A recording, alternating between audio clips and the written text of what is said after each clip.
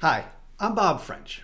This week in the Retirement Researcher Academy, I did a pretty deep dive on bond ladders with Jason Dye, who heads up McLean's Investment Operations Group.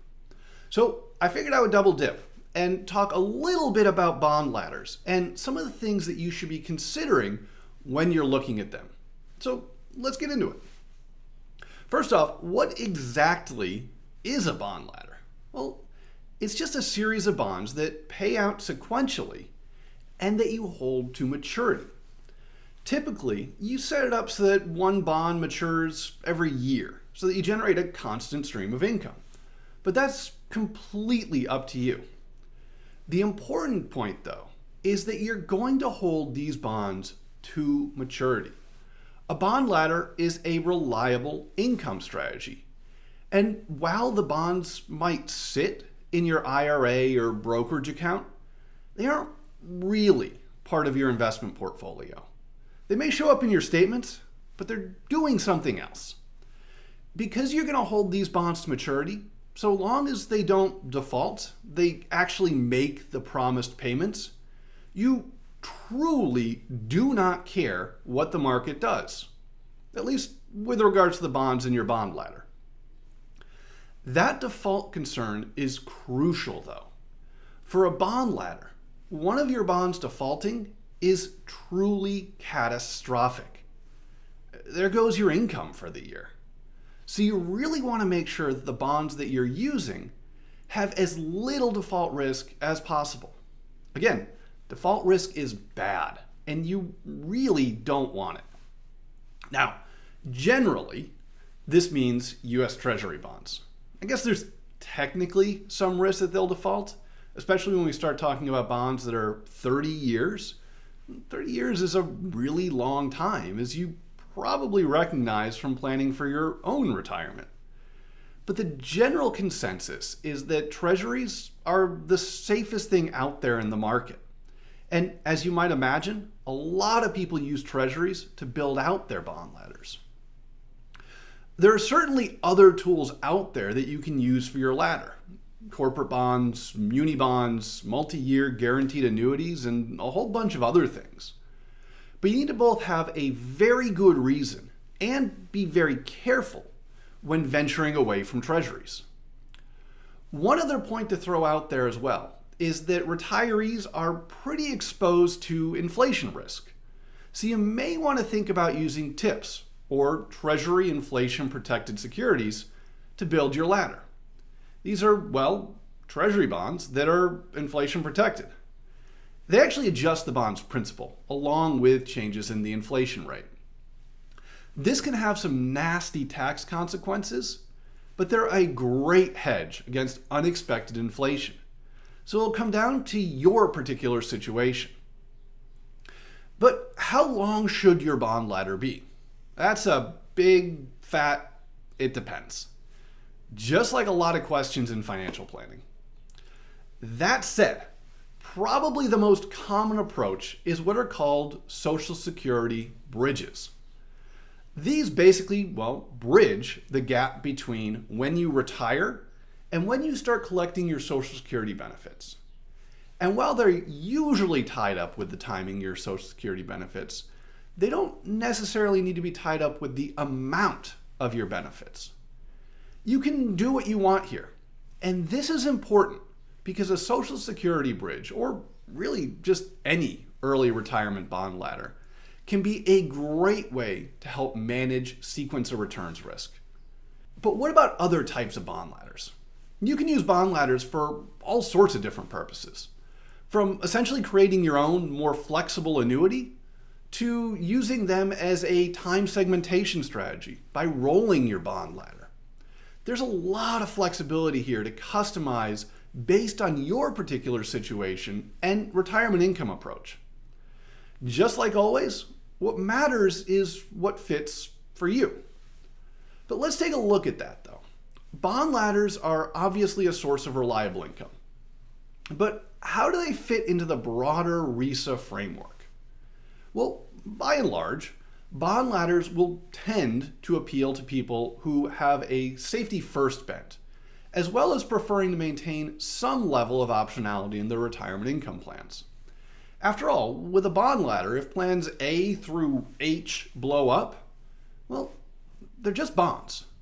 You can go out and sell some of them to shift to another strategy, or just raise whatever capital you need. That said, time segmentation strategies can start moving over to the probability-based side of the fence. So it'll really come down to what you're looking to do with your bond ladder. They're just a tool. But I want to jump back to that point about a bond ladder's optionality or flexibility.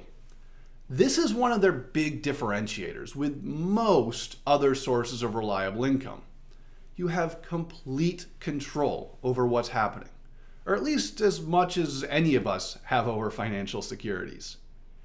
And this comes with all sorts of trade-offs. The benefits are obvious. You can design the exact strategy you want, and then completely change it 5 years later if your situation changes, or even if you just want to. As I said before, they're just bonds.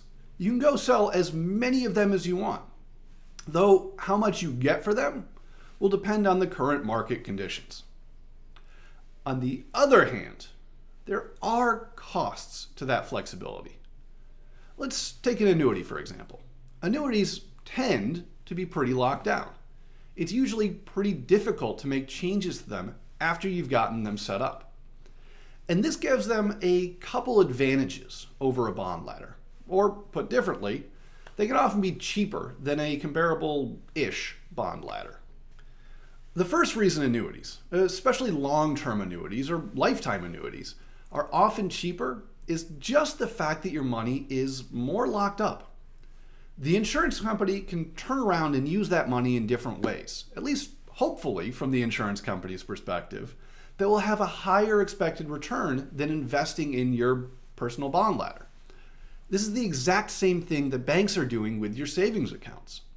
They take your money in and then they do other stuff, to use a technical term, with that money.